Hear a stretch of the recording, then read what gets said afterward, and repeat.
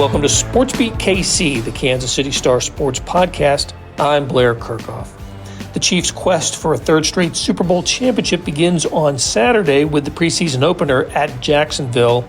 And although there is much familiar about a team that leads with Patrick Mahomes and Travis Kelce, Chris Jones, and Coach Andy Reid, there is much to discover. Beat writer Jesse Newell and columnists Sam McDowell and Vahe Gregorian break down the Chiefs and what we have seen at training camp. There'll be plenty of new faces looking to impress at Jacksonville, and we'll tell you about a few of them. We also get into the wide receiver competition, the new kickoff rule, and much, much more. Okay, let's get started. This is the happiest day of training camp, not because it's not 100 degrees outside. Doesn't hurt. No, it didn't hurt, but it was Zarda Day at training camp, and I don't know, it just puts a smile on everybody's face, does it not? It does, and yet I'd be remiss if I didn't immediately say that you're already pushing for Zarda Week. But the Zarda barbecue people are very gracious, and they do this every year. And 36 years. 36 years, wow. Years. And we know that at least the last 2 years, Nick Bolton has been the first in line. Yes. Even though the players aren't supposed to get this food till later. Till 4 o'clock in the afternoon, we're recording this. They need to get behind us. That's right. Wait on us. Don't you love that enthusiasm? And weren't you projecting, Blair, that maybe Nick could actually come off the field in his helmet and run up there? Run across the parking lot. Yeah. To get in the buffet line for the Zarda barbecue. It's a especially happy day for Jesse Newell because not only was there barbecue to be had at lunch, but for the first time in 3 weeks of training camp, he had a dessert. Not yet, maybe. It's Cookie Brownie Day. I potentially can. We got a little bet going on here to avoid the desserts here, so we avoid the Missouri Western 14 or 15 pounds. But we'll see if I grab a cookie brownie on the way out. You know, if people think we're going far afield now, imagine what we could tell them about 10 or 12 people covering the Chiefs up here just now watching the soccer game, and how many different angles of opinion there were on how soccer should be played. We got it all covered. We're here to talk about the Chiefs, though, and let's dive in and talk about what we expect to see on Saturday when the Chiefs lift the lid on the season playing at Jacksonville. In terms of playing time, I went back and looked at what they did in the opener a year ago, the preseason opener. That was at New Orleans. And Mahomes played the first series, and that was it. I think he picked up one first down, and they punted it away. He was active in the rest of the game on the sideline, though. Yes, he was. He was. But he only played the first series. Blaine Gabbert came in and played the second series. Some of the starters stayed in. It was sort of a mix of ones and twos. But after the second series, it was all twos and threes, and so on. I expect that to happen this time as well.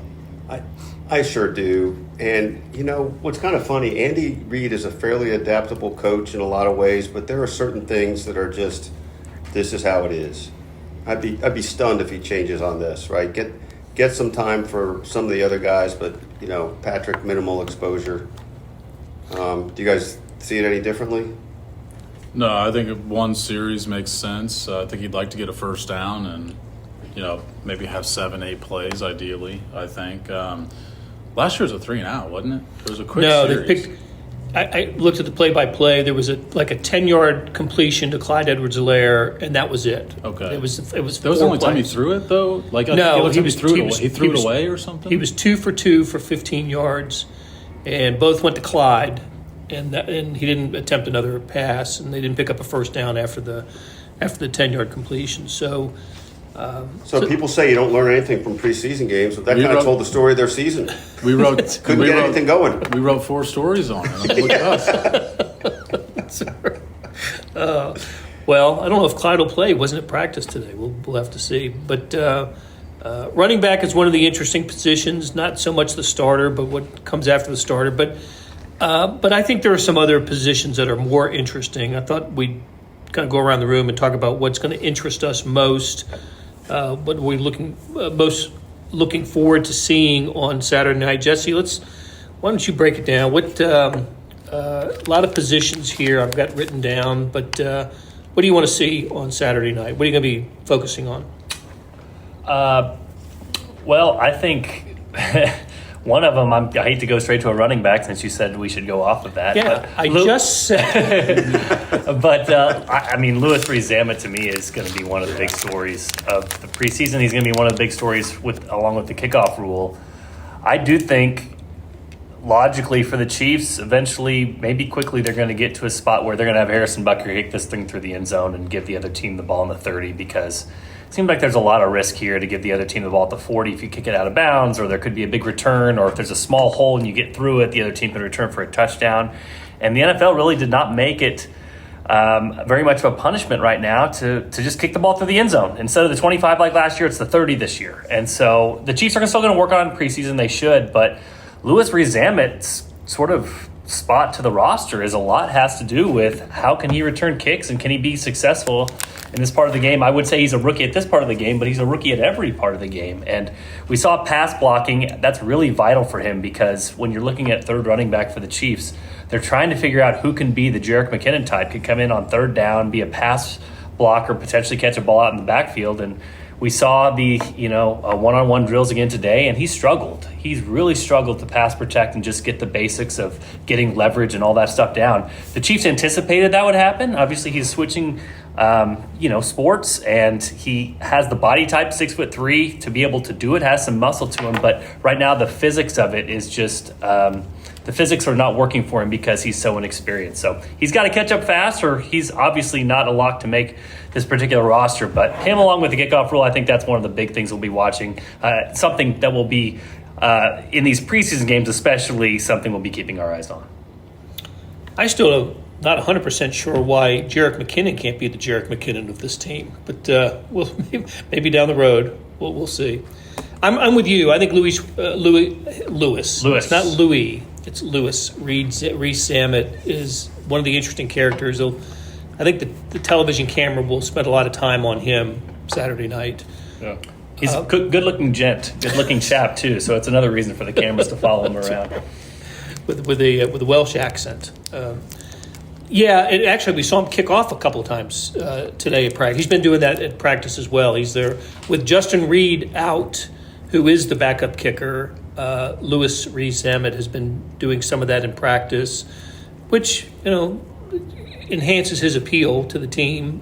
But I just don't know. He probably has as much on the line in this game as others, but I just think he's a big-time long shot to make the team. One of the reasons we'll think about him is it's just kind of exotic and fascinating, right? And that's why it's new, extra cool. Our eyes will be on that for sure. One quick thing about the kickoff thing, I didn't realize this till today. I haven't studied it adequately, but I think Sam's the one who made the point. I didn't realize that you're punished more for out of bounds than through the end zone. The 40, that's substantial. If they want the out of the end zone thing to be meaningful, maybe you say it's you go to the 40 if you're kicking it out. We're going to be taking baby steps on learning how this works. I can almost guarantee that's what's going to happen next year. If they want returns, if they want this part of the game back, then you have to, find a balance between actually being punishing to not kick it through the end zone and making it. So if out of bounds was 40, you missed the target zone is 40, and kicking it through the end zone is 40. Then you got to kick off and you got to try to tackle a team at the 26 to the 28. But if you're tackling other teams to the 26 through the 28, and every once in a while there's a touchdown off of it, or as I'm sure we'll see, I watched the very first one in the Hall of Fame game.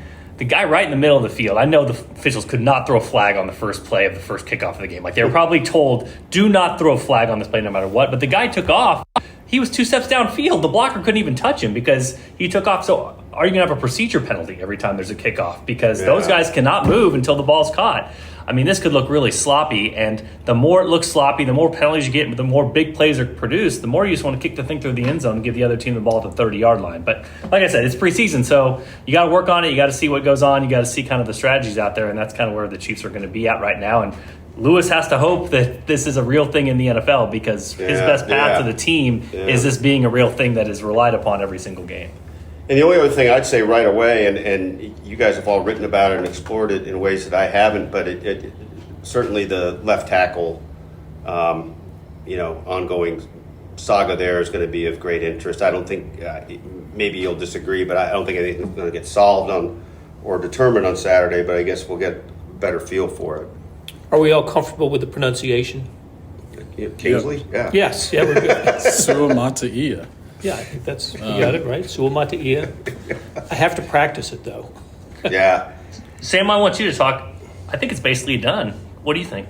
I think it's Kingsley. I think Kingsley Suamataia will be starting for Yeah. sure. Like it'd be a stunner at this point if Wanya Morris is starting. Like if it's a tie, all ties are going to go to the rookie, and because he's got more potential than Wanya Morris does.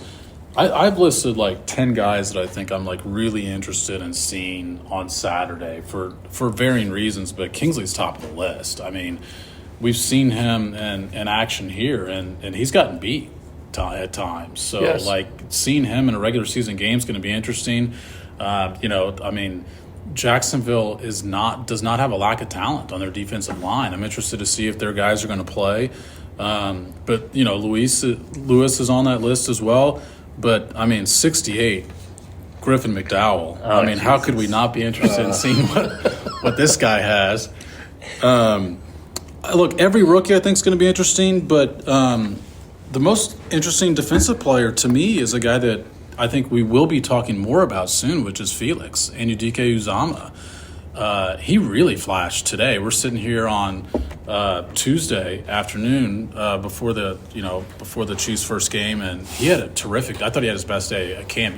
Jesse and Blair, you guys haven't missed a day. I've missed 3 days out here, but it's the best day I've seen him have. In one-on-one drills, he dominated today, and if they can get anything out of last year's last year's first-round pick, I feel like, is just like forgotten from our memories as part of the equation for guys that can make an impact on the Chiefs. But the guy we saw on the field today could make an impact for this team. Two things with him. His handwork has been so much better. We talk about, George Karlaftis in the offseason with Tom Vahe.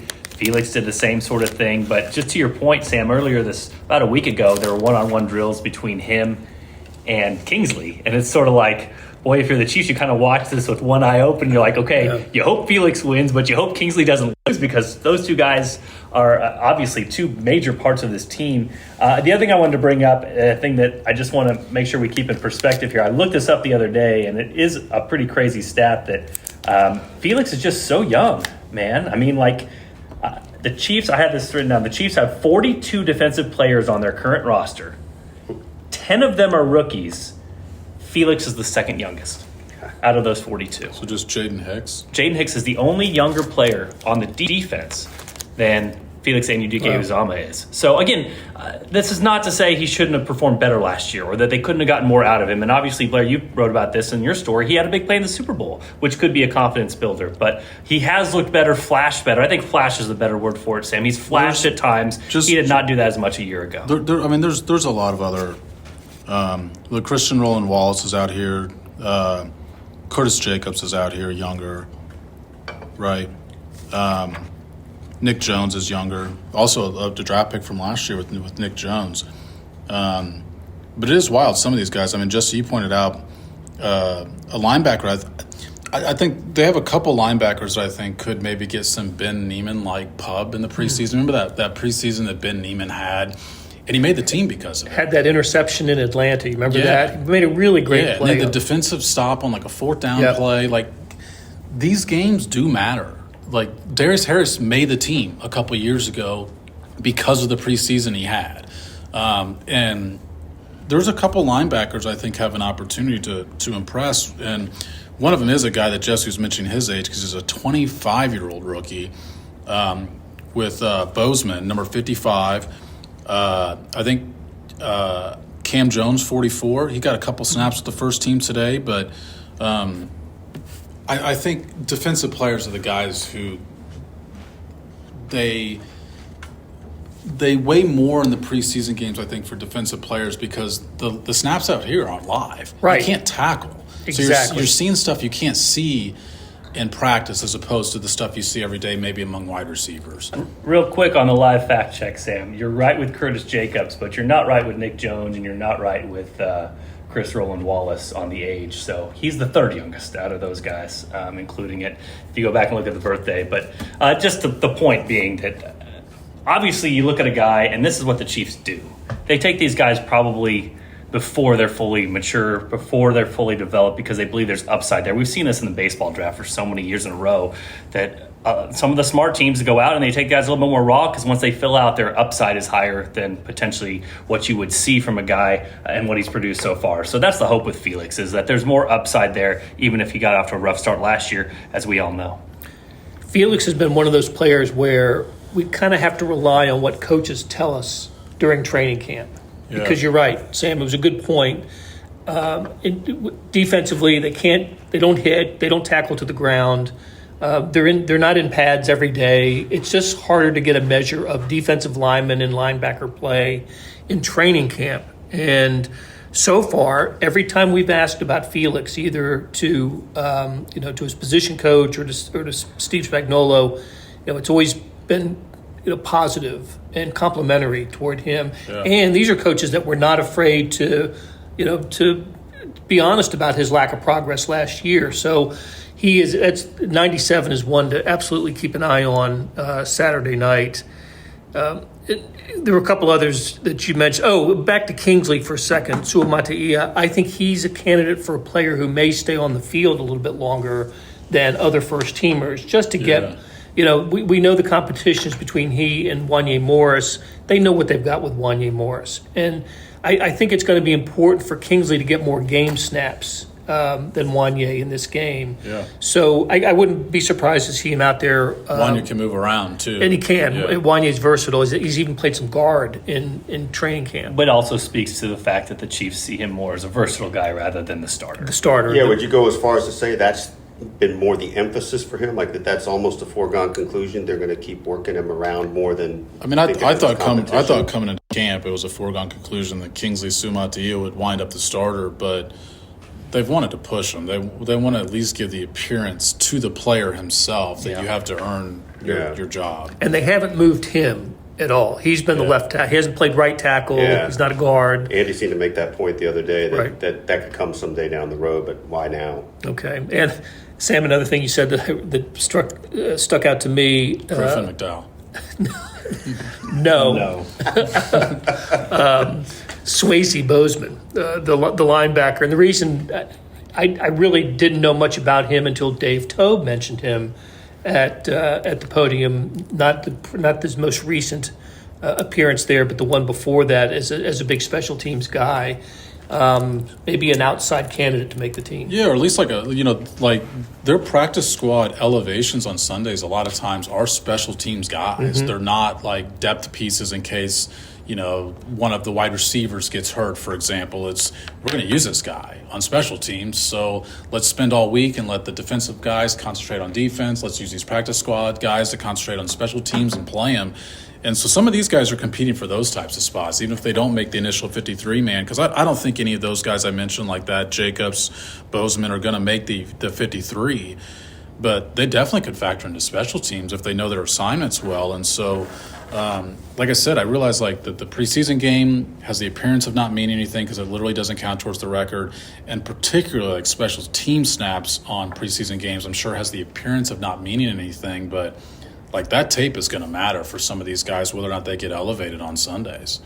Do we think Jawan Taylor will feel he's purged what happened last season to him by going back to Jacksonville? It's return to the scene of the crime. Yeah, wasn't that was really well? where Detroit was the opener was the real crime. Yeah. Jacksonville's where he was arrested for the crime. Actually got benched in the fourth quarter of that game. I forgot about that. He did get benched. Yeah, for a play. A real Andy rarity. Yep. Pulled him over. And Andy Heck, too. Yep. That was – yes. Who do we not think we're going to see in this game? I don't think we'll see Joe Tooney because he's not practiced and full because he's still in that ramp-up period. Nick Bolton's not going to play. Nick Bolton's not going to play. Obviously, Minahu's not going to play. I don't think we'll see Jalen Watson. He was full participant today for the first time. I don't think that's going to be enough practices for him. How about Justin Watson? Justin Watson hasn't returned to fully to team stuff either. Kadarius Toney, you have no idea if he's going to practice on any given day, but Jesse and I had a long conversation during practice about him today.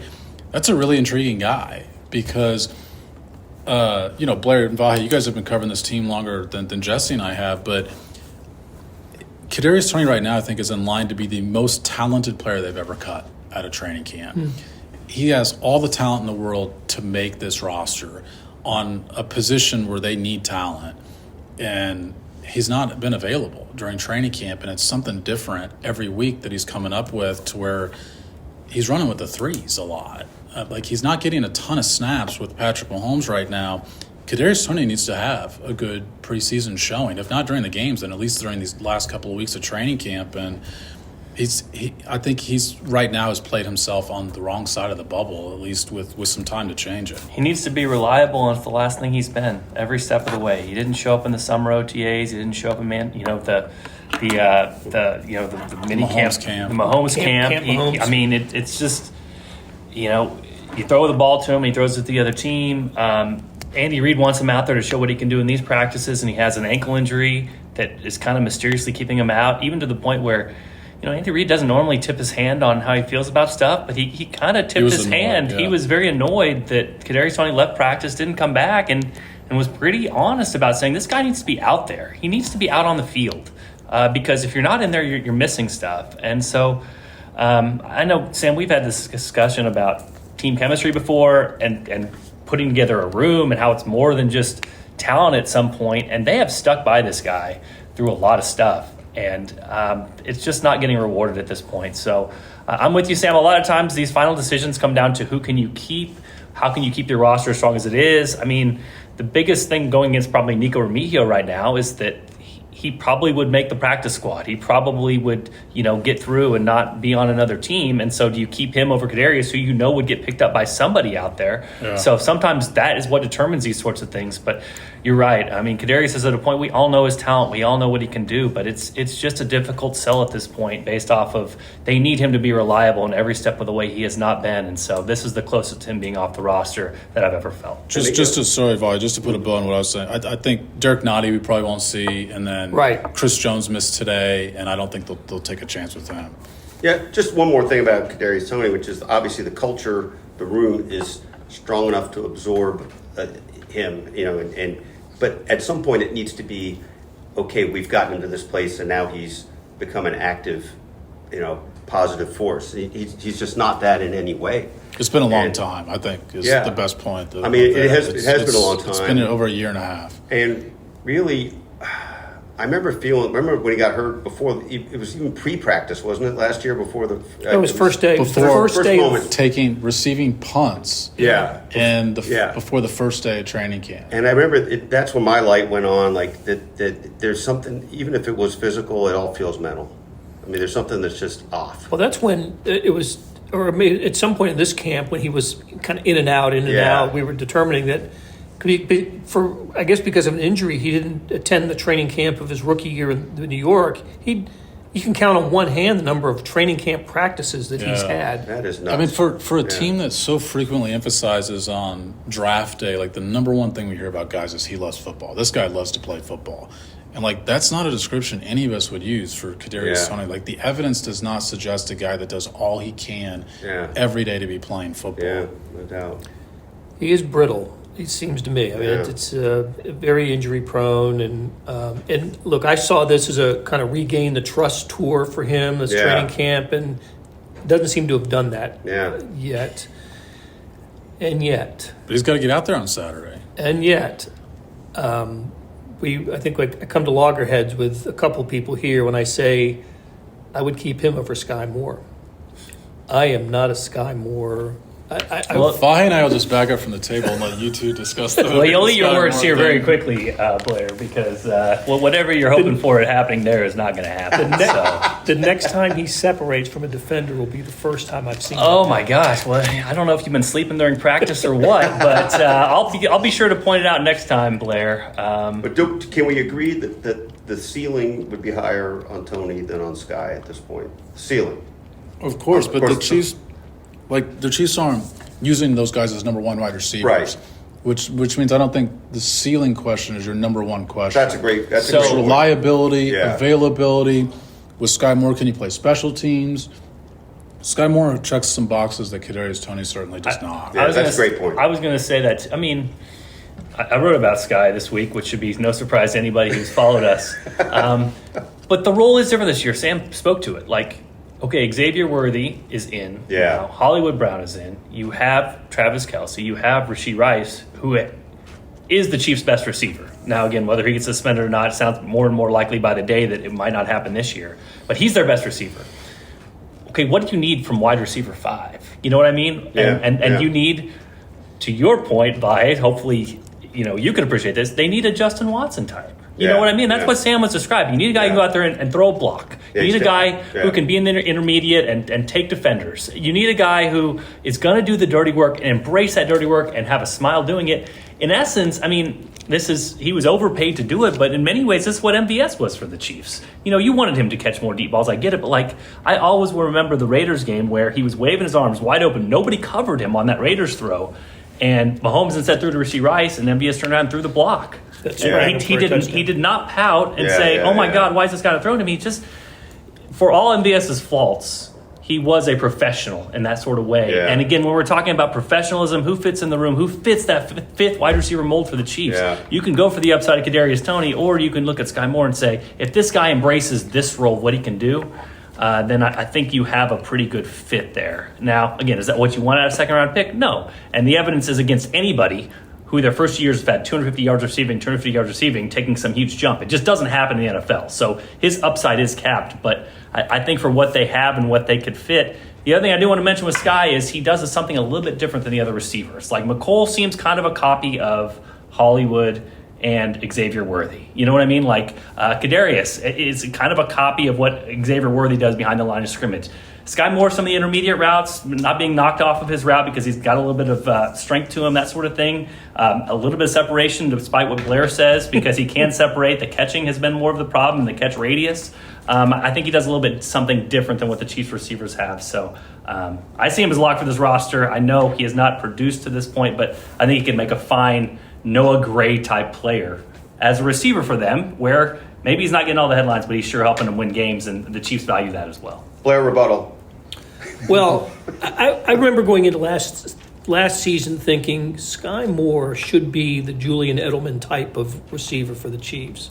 It just never turned out to be that way. Just a high volume guy, short throws, hitch patterns, things like that, and the way the Patriots used it so effectively. For all those years. You're describing Rashee Rice, which is what ended up happening, Eventually it did. I mean, that's Rashee took it. Short, I mean, let's be honest. And took the short pass and turned it into a big game. Like Rashee earned it. I mean, Rashee was better than him. There's no doubt about that. But, part of that goes to Rashee as well, and for the Chiefs to figure out. I mean, they made Rashee Rice a very, very effective receiver running very, very limited routes. So we'll see if he can expand on some of that this year and have a bigger season. But that is to Rashee's credit. He became a big slot and a very effective big slot, which left Sky Moore to do something a little bit different. I think they're going to focus Sky Moore this year on things that can help the team and things that maybe played up to his strengths instead of trying to make him do a lot more of a wider skill set. They're going to focus on what he does best. And again, we'll see. I mean, I'm not saying Sky Moore for 1,000 yards or something, but the Noah Gray type of receiving output, whatever that is, and doing some of the dirty work and having a smile on your face, I think that could go a long way in the Chiefs receiving room. We'll learn a lot about what the Chiefs think of their own wide receivers on how they make this decision. Do they think they need high ceiling guys like Vahe mentioned? Because Darius Toney definitely has that, which tells us what do they think of Xavier Worthy's camp and what do they think of Hollywood Brown's ability to make it through an entire 17-game schedule, which he's never done before. So if you have a lot of doubts about both of those things, Kadarius Toney suddenly becomes a lot more attractive option. If you're confident in what you have, Sky Moore becomes the much more attractive option because you are talking about your fifth wide receiver in this equation. You're not talking about number one or number two. And therefore, I do think, as you guys debate this point, different teams choose different things. And we're going to learn about what the Chiefs think about their own group there. We're also going to learn what they think about McCall Hardman, which is another fascinating point that's going to happen in the next couple of weeks, right? In the next couple of weeks, I mean, where does he fit in on this whole thing? Sam, what do you think? I can't find a spot for McCole Hardman. I don't know. Do you? What does I don't he do see that he does better than anybody? That would be my McCole question. Four Hardman is game-winning touchdowns in the Super Bowl. never been done before. No receiving touchdown in Ever. NFL history. What else? What else? But does he? Okay, your point is fine. It's not. But it doesn't Blair's refute my point. point. It was actually Blair's And it point. wasn't a I good just one. said it louder. No, it's as Sam likes to point out, it's good anecdotal evidence, but Yes. it's not data. Like what is There's superior? a couple things that McCole Hardman does really well. He runs horizontally very well. He's great at the end of rounds. I don't think he gets enough credit for that. So he's really good after his last year in Kansas City, he was second in the NFL in yards after catch per reception. His first year in Kansas City, I think he was first. Now he only had 26 catches. He's good after the catch because they give it to him in space. horizontal plays. But it's one of the reasons you drafted Xavier Worthy, because I will It's say the same skill set, yeah. Hollywood Brown's not that guy. People think because he's fast, like Hollywood Brown is not that type of wide receiver. I think he's typecast like that because he's fast. But Xavier Worthy is supposed to be that type of guy. We've seen them give the ball to Xavier Worthy on end of rounds and the portions open to media. We've also seen Rashee Rice come out of the backfield a little bit and on some of these end of rounds, and I think everyone knows he's tough to bring down after the catch. And the roster math is, would he clear waivers and would he make the practice squad? And could he be insurance there? I mean, we saw how it went for him outside of Kansas City last year. It didn't go so well with another team. And maybe he's figured that out for himself. It took a long time for him to sign with the team this offseason. And it was that was after he caught the game-winning touchdown in the Super Bowl. Mm-hmm. So these are all things that obviously in the rooms here around Missouri Western that are being discussed that by people more intelligent than the four at this table. But it is fascinating with the roster math and how you kind of perceive guys and how you think other teams perceive guys, because sometimes at the end of the roster, that's what you're looking at. How can you keep the most resources possible? Plus, if you cut McCole Hardman, you pick up somebody else's playbook, whichever team he lands on. You get their So be strategic Win-win. about it. That's right. He's playing himself out of the lineup in a whole different way. A couple of quick thoughts here. Is Najee Johnson going to play? That's true. That's a good one. I think we're all interested to see him if he does. You guys know more about this, but been in and out of camp days with 2 separate injuries. I think are from people I've talked to, the natural part of coming back from such a serious injury that he had last year, ACL. Sometimes you overcompensate. Other muscles can experience some things.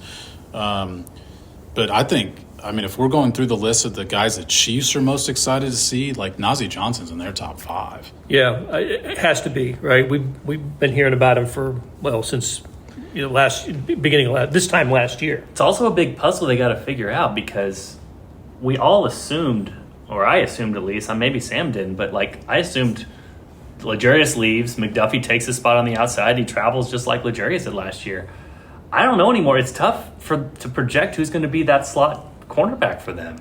They don't have a lot of natural candidates for that, and It's got to be Shamari Connor. yeah, and we saw some routes like today against Xavier Worthy where there's sometimes a reason that safeties play safety. That you need speed to cover receivers, and I don't know that Shamari always has that top end closing speed. That's where I know Xavier Worthy's going to make a lot of guys look slow. I get that, but they need to figure that out. And if there's a potential, McDuffie is their best option, and you just throw, whether it's Najee, whether it's Jalen Watson, whether it's Joshua Williams, you just throw those guys the outside where they're comfortable, and you say, hey, what's best for the team is for Trent McDuffie to go be in the same role that he was an All-Pro last year. Now, that's probably not ideal. It's not what they envisioned, but it's probably at least on the table. We've seen a lot of Trent McDuffie playing inside here at practices, so that might be the direction the Chiefs go. But with all these guys injured, it's hard to figure that out because of all the moving pieces they have in there.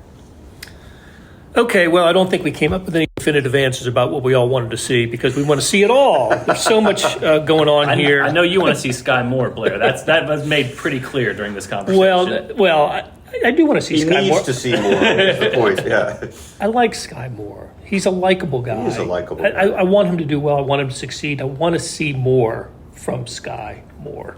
Well, you're going to see it, Blair. You just wait. Buckle up, buddy. Buckle up, Buster. And I do want the other thing I really want to see is how well Deneric Prince pass protects because he's going to emphasize that in this game. So check out number 34 and see him in pass pro. The tight end, we didn't even talk about it. Jared Wiley, Irv Smith Jr., a couple of interesting guys that we'll focus on another time, but. The punter even, my gosh. Matt Ariza, am I pronouncing that? We started with the pronunciation, Ariza? Yeah, it's Ariza. Okay, so been booming kicks in training camp. So that, the new kickoff, so much to see. Saturday night, 6 o'clock Central, not on Channel 41. It's on 38 The Spot in Kansas City. So until next week, I don't know. We'll maybe do this again next week. Let's do it again next week. All right. Good conversation. Thanks, everybody. That'll do it for this episode. Thanks to producer Randy Mason for putting together the show and to our SportsBeat KC staff of Monty Davis, Jeff Rosen, and Scott Chasen. Tip of the cap to Sam McDowell, Jesse Newell, and to Vahe Gregorian for sharing their insights. Let us know what you thought of the show by leaving a rating and review. Thanks for listening, and we'll be back soon on SportsBeat KC, where we talk sports in and around Kansas City.